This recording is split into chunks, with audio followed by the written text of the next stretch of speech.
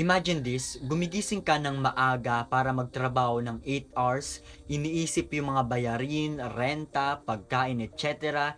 You pay taxes, ang iba sa inyo ay working students, and yet you receive bare minimum or minimum wage of salary.